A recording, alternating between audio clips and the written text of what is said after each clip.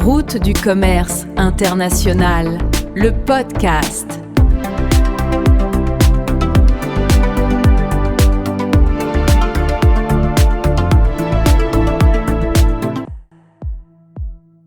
Bienvenue sur Route du commerce international, votre podcast. Aujourd'hui, on va parler d'un acteur clé, mais qui agit souvent dans l'ombre, le transitaire.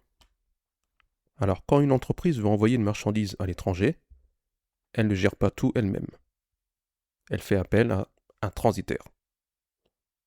Le rôle de ce transitaire va être d'organiser tout le transport du départ à l'arrivée.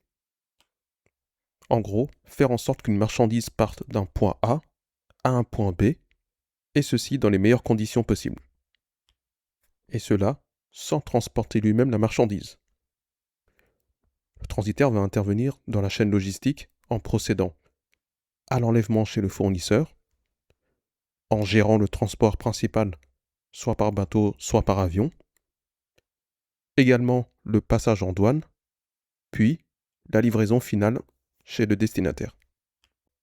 Pour cela, il va proposer au client le mode de transport le mieux adapté à l'expédition, les itinéraires les plus rapides possibles, et les prestataires les plus fiables et les moins coûteux possibles. Le transitaire va aussi coordonner plusieurs acteurs, qui sont les transporteurs routiers, les compagnies maritimes ou aériennes, l'administration des douanes et les entrepôts logistiques.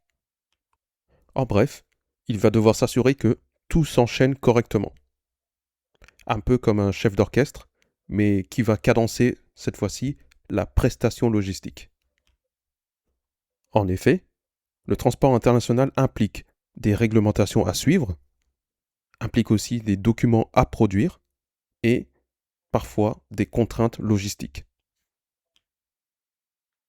Son expertise, son réseau et son expérience seront ses principaux atouts métiers. Et pour assurer son client, il devra à tout prix anticiper les problèmes, proposer des alternatives et optimiser les délais au mieux.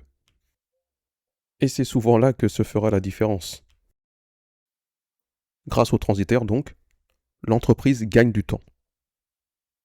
Avec son savoir-faire, il permet d'éviter à son client un paquet d'erreurs qui peuvent s'avérer préjudiciables.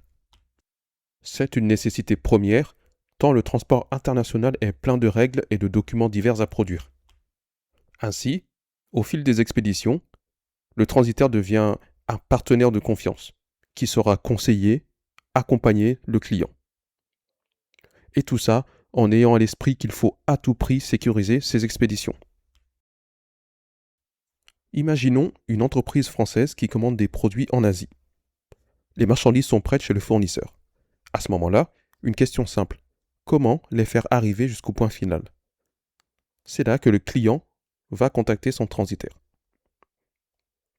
Le transitaire va analyser la situation, le type de marchandise, le volume, le délai et le budget, puis il va construire petit à petit une solution complète. Transport maritime ou aérien, transport direct ou avec des escales, le meilleur itinéraire possible.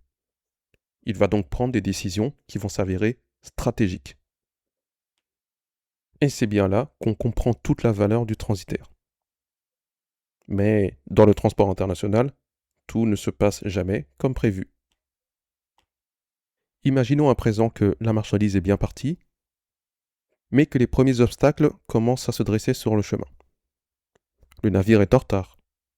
Le port est congestionné. La marchandise est bloquée en douane. Pour une entreprise, c'est stressant. Pour le transitaire, c'est son quotidien. Il va agir rapidement en proposant une alternative, il va débloquer la situation et il va limiter les coûts. En conclusion, sans la présence des transitaires, le commerce international serait beaucoup plus compliqué à gérer. Ces interactions avec les divers acteurs permettent de piloter efficacement l'expédition de bout en bout, faisant de lui un organisateur, un expert et un partenaire. Il s'agit bien là d'un des acteurs majeurs du commerce international. Dans le prochain épisode, nous découvrirons une variante du transitaire le commissionnaire de transport. Et nous verrons ensemble les principales différences entre les deux. À bientôt sur Route du commerce international, le podcast.